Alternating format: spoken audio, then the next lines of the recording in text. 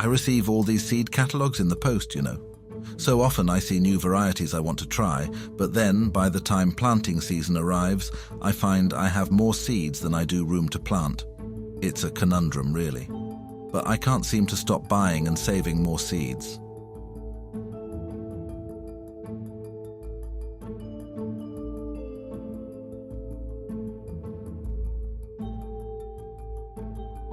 In fine weather, the old gentleman is almost constantly in the garden. And when it is too wet to go into it, he will look out the window at it by the hour together.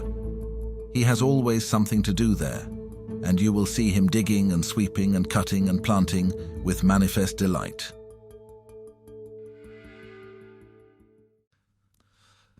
Hey, welcome to One Seed, One World. My name is Todd, and I have a seed addiction. Now, you may have been here before and seen some of my previous videos with the seed hauls, planting seeds, building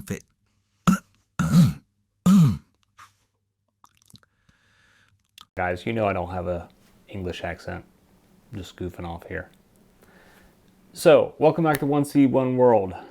Yes, seed addiction, it is a real thing when you get into gardening. You get all these gardening catalogs and they have all these beautiful pictures and all these different varieties and heirlooms and hybrids and all these great things, and you need to plant them all. And so you start finding ways to get enough money to buy all these seeds, whether it's from gift cards and Christmas money and birthday money and money that you've saved up, and you keep buying and buying and buying. And you end up with container after container after container of seeds. Stuff falling off the back there, but you end up with all these seeds and you do not have enough room to grow all the seeds that you buy. And I am in that same space with you. I just bought more seeds. I got seeds this weekend from MI Gardener again. Now I know I complained earlier about MI Gardener's shipping, about how long it took for me to get my seeds the first time that I ordered from them back in the fall. But when I ordered from them last time, I ordered a small batch that was on one of my last videos in the last couple weeks. It got here in like less than 2 weeks, and so I ordered some more, and this one I think got here in like 9 days from the time that I ordered. So I'm pretty happy with that. You know, as a gardener, we should be more patient.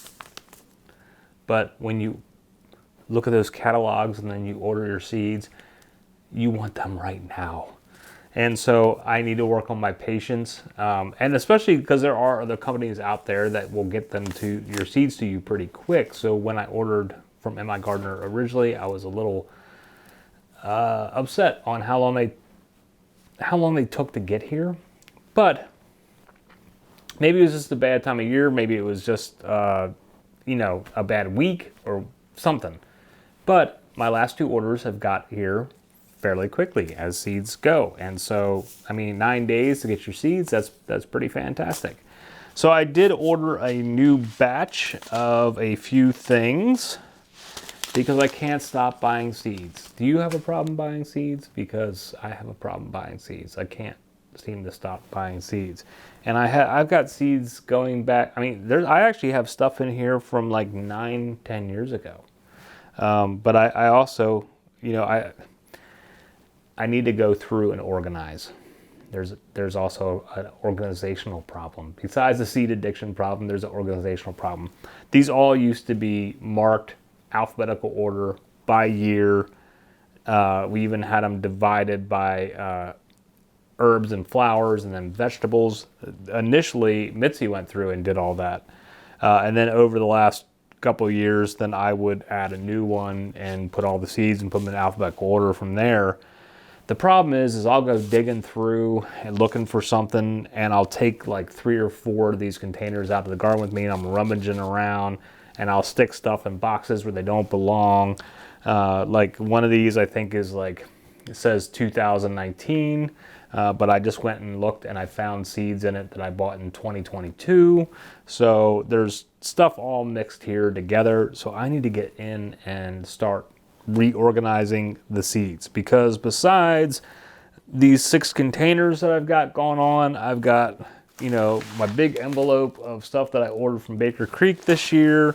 And also this envelope has stuff from My Gardener in it. I got stuff upstairs on the food dehydrator on the top. It's all covered in seed packets. I've got this whole bar area down here that is covered in seed packets. I don't know what's what or what is where or what year it's for. I'm having problems, people. But I'm excited that I've got all these seeds, because if you keep your seeds in a cool, dark place and it's dry and you don't have the humidity, so like keeping them in these types of like little plastic containers with the like the Rubbermaid things with the snap lids, if you keep them organized. But if they're kept in there and you keep them like in your basement or in a pantry closet, you know, where it's not too hot, not too cold, keeps the container keeps them out of the damp, they will keep for years. Now, some varieties, your germination rates will drop over time. It depends on the seeds. I mean, now I've got my TPS, my true potato seed that I saved from my potato berries, just sitting back here on a paper plate from 2 years ago. True potato seeds will last you up to 20 years. Their germination rates are still great. But things like carrots, you know, like a year later, they might not be so good anymore. You might not get great germination depending on the variety. Onions sometimes can drop over the, you know, a year or two, their germination rates. But other things like tomatoes, peppers, cucumbers, squash, a lot of those things, you keep them, you know, in a good condition, you're still gonna be able to plant them for years to come. So it's okay to save seeds. I don't know about the addiction thing, because it depends on how much money you're spending on your seeds.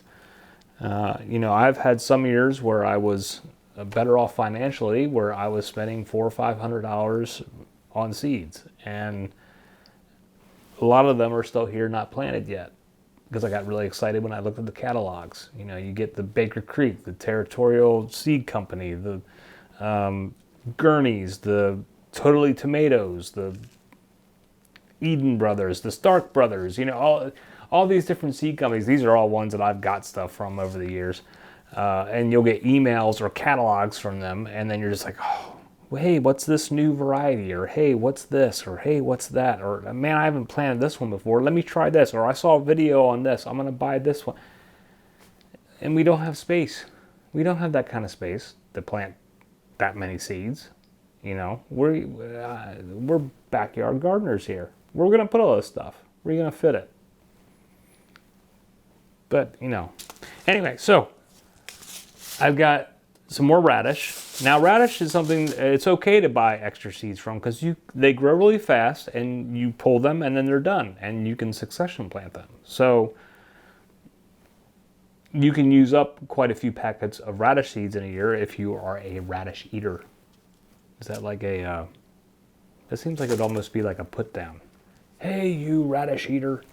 But anyway, radishes are fantastic, and salads are great if you actually bake them or broil them or cook them with other vegetables. That takes that spiciness out of them. That's a way to try them out.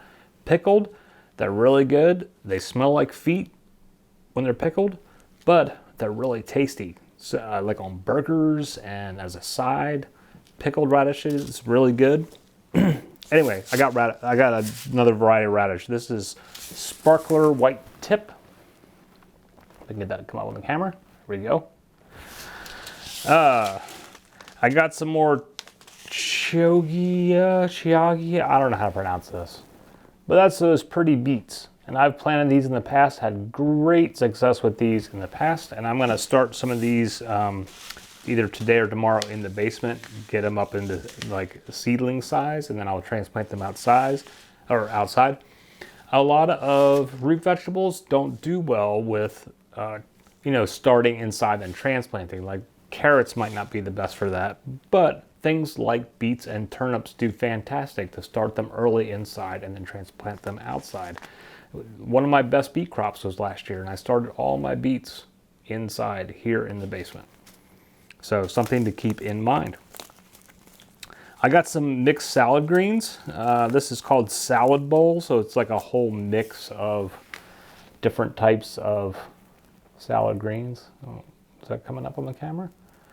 So it's like a whole mix, and I bought 3 packets of those. There's 1,000 seeds per packet, but I think we'll probably go through these pretty quick. We want to try to set up our like little roadside stand this year again, and do it more than what we did last year, and maybe sell some like salad mixes and stuff.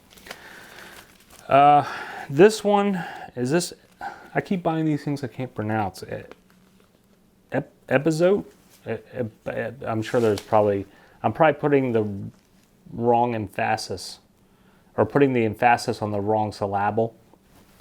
But I don't know what that, how to pronounce that. But I was watching a video from Roots and Refuge, and Jess was talking about this, that she had planted some, and then she was talking about a recipe that she did with it, and I was like, oh, I should probably grow that because I want to try that recipe. So I bought some of those. I bought milkweed this year. This is swamp milkweed, and I want to add some more habitat and food for monarch butterflies. So I might plant this along some of my fence lines. I do have monarchs that come through here during the summer that will visit like my zinnias and stuff, but milkweed is kind of the thing for monarch butterflies. It's where they will lay their eggs, it's what they feed on, and so if you can put some milkweed in your property somewhere or on your property somewhere to help attract and give better habitat to the monarch butterflies, because you know they're struggling these days, it's always beneficial. So I wanted to get some of those. Got a couple different types of straw flower, purple red and copper red. I just thought that they look kind of pretty. I don't know a whole lot about them, but you know, as I learn about them, I will do some follow-up videos if they sprout for me, and we'll go from there. I'm not sure if these are, I don't have my glasses on so I can't see the things, but I'm not sure if this is something that we can use medicinally, or if they're just more as a pretty flower thing, something that's good for the pollinators, but we'll see if they're a dual purpose, and we'll go, you know, we'll learn together. And then I picked up some more celosia. I've done videos on celosia before. I do all different colors each year. They're great border flowers. A lot of the pollinators like them, and they tend to be more sturdy, I find, than like say a zinnia. They're not quite as tall, although they can get fairly tall, but they tend not to be as tall as like a zinnia. They're more along the lines of like say a coxcomb for size-wise. And they tend to be sturdier, where I find like with my zinnia, when I grow borders, you know, they get really tall, and then like if we get a heavy summer rain or windstorm or something, they all kind of flop over. I've found that overall the celosias are much more sturdy, hold up better, and make for better border flowers. Plus they come in all kinds of colors. So, you know, all good things there. All right, so that was my little seed batch for to get my seed fix on for this week. And who knows what I will order next week, because Mitzi wants other types of plants that she was talking to me about earlier today, that she was like, oh, we should plant this kind of thing, or this variety, or this, or we should try several different colors of bell peppers and so on and so forth. And I don't have the room for all this stuff, but I keep buying seeds, and maybe, you know, we'll mix them in here, there, throw them around the yard. Maybe we'll try them next year, or the year after that, or the year after that, you know. So, what kind of seed addiction do you have? How's it going for you? Are you managing it? Do you have a spouse that's upset with you because you keep getting packets in the mail with seeds in them? Do you have a spouse that hides your seed catalogs from you so you don't know that they come, and don't get the urge to buy more? Tell me in the comments below how those things are going for you. Because I've got a lot of seeds back here.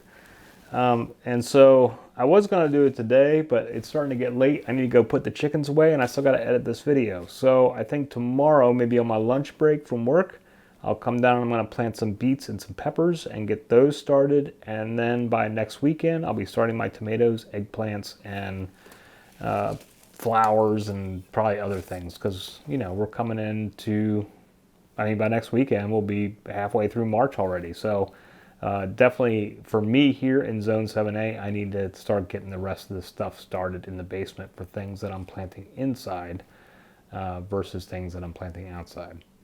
So tell me what you're doing in your garden, and tell me how that seed addiction's gone for you. But appreciate that you're here hanging out with me again today, and we will see you again soon. Go play in the dirt. Have a great day. Namaste.